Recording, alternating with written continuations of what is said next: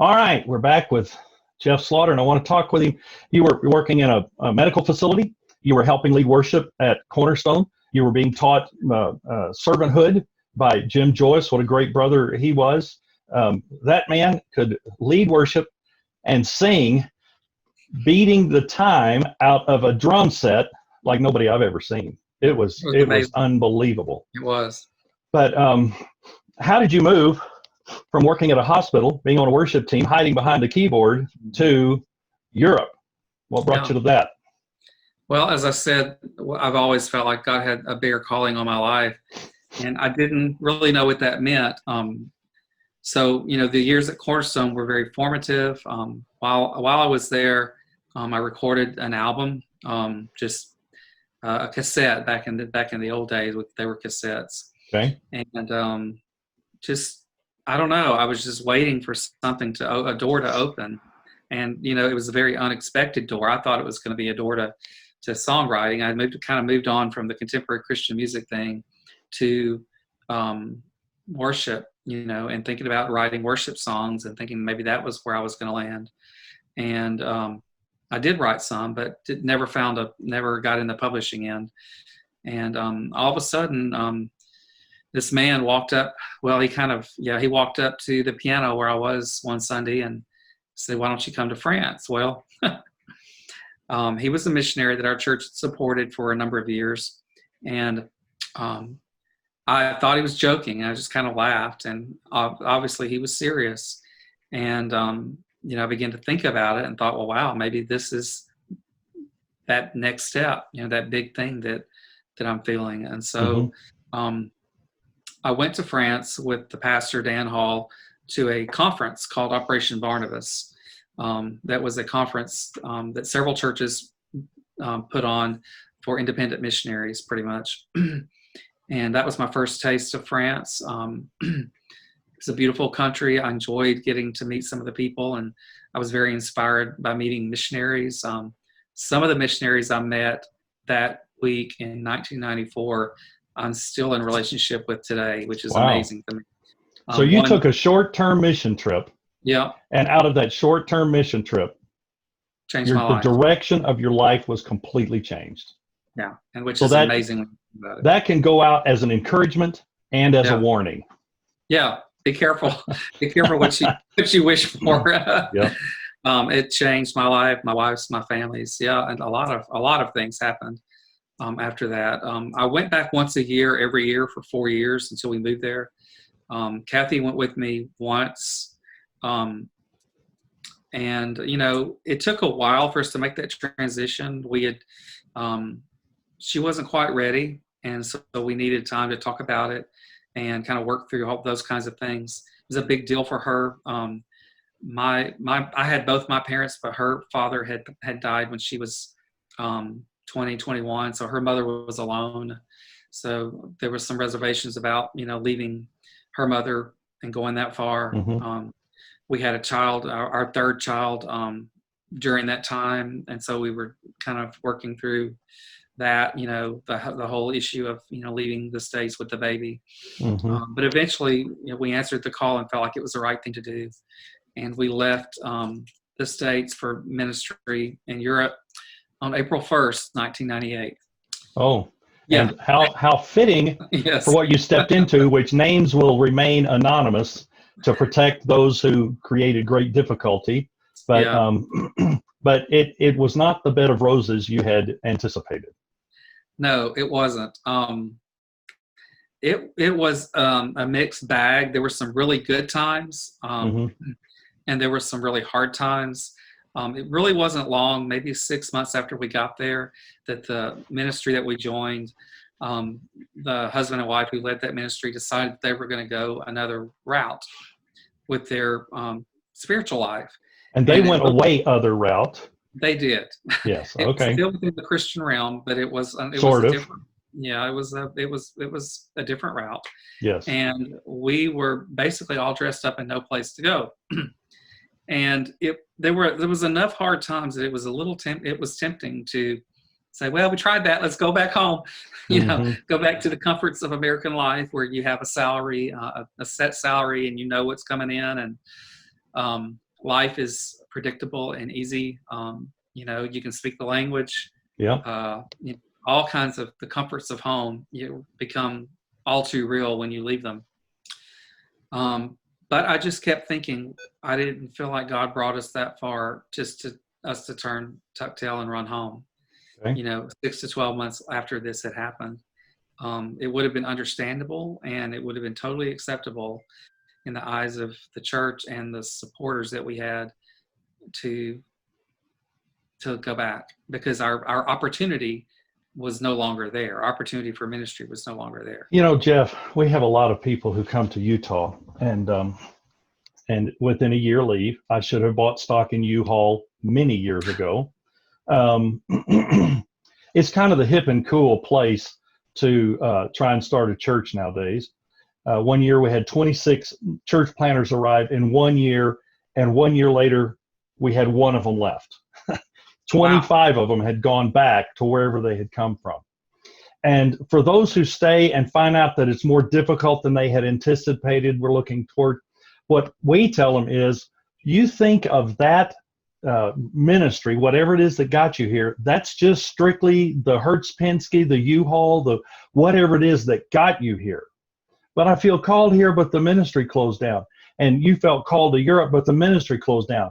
Do you look at that ministry as just God's vehicle of getting you to where he wanted you for things beyond anything you had anticipations of when you got there? Yeah, I do now. At that point. You didn't then? At that point, all I knew to do was to hang on. Okay. To wait. And really, that there's so much about the Christian life is about waiting. It doesn't happen it doesn't happen instantly. Our callings don't happen instantly, and we can't force them. We can try to force them, but unless it's God's timing, it's not going to work.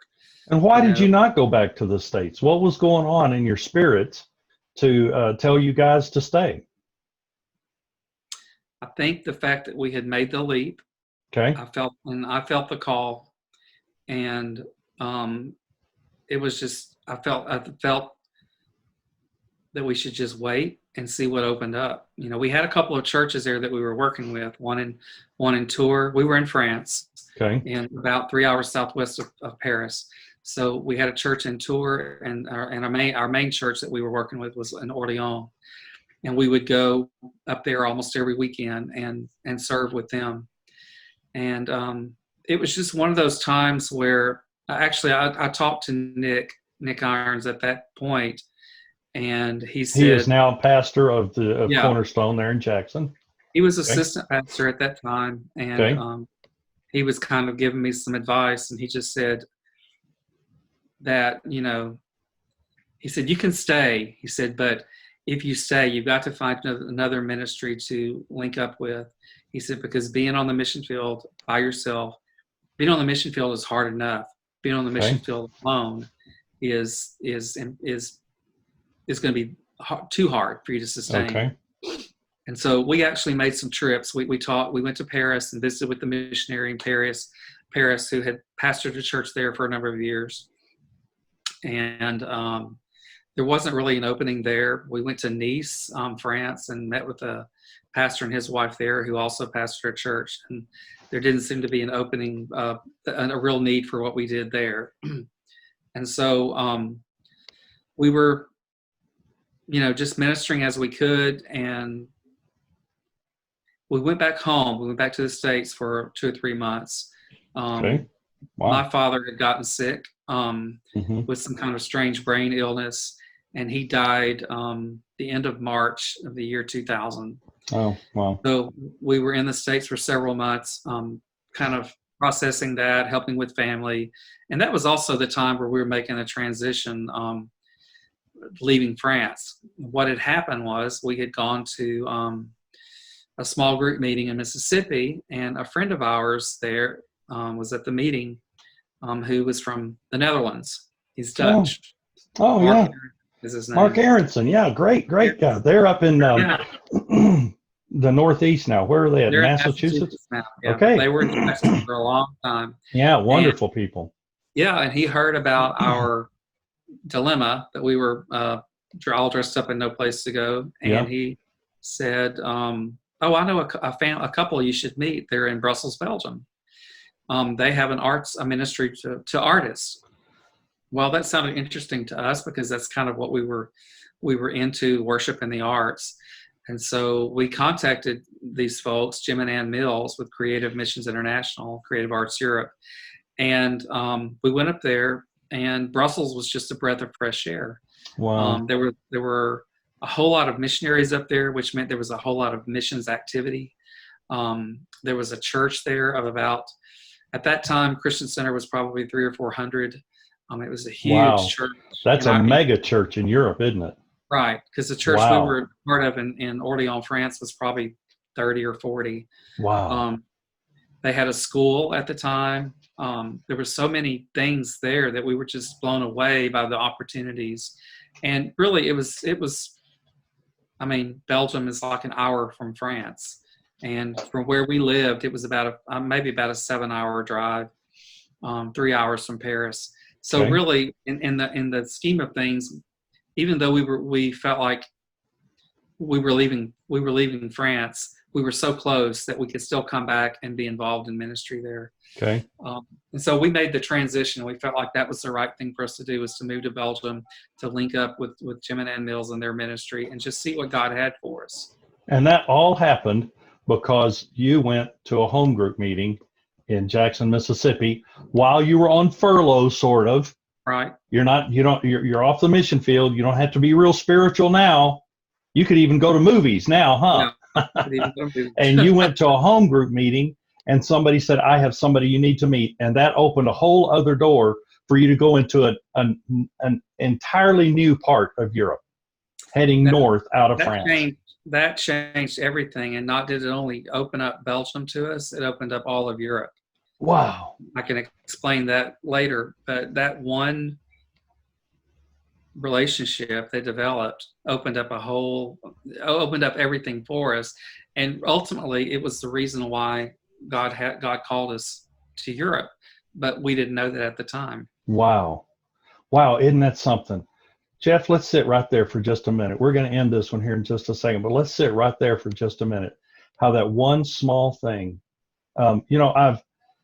over the years, I have looked at choke points in our lives, those small, narrow things, those insignificant moments when something happens that we have no clue how big it is. It's like two funnels coming together at the small ends.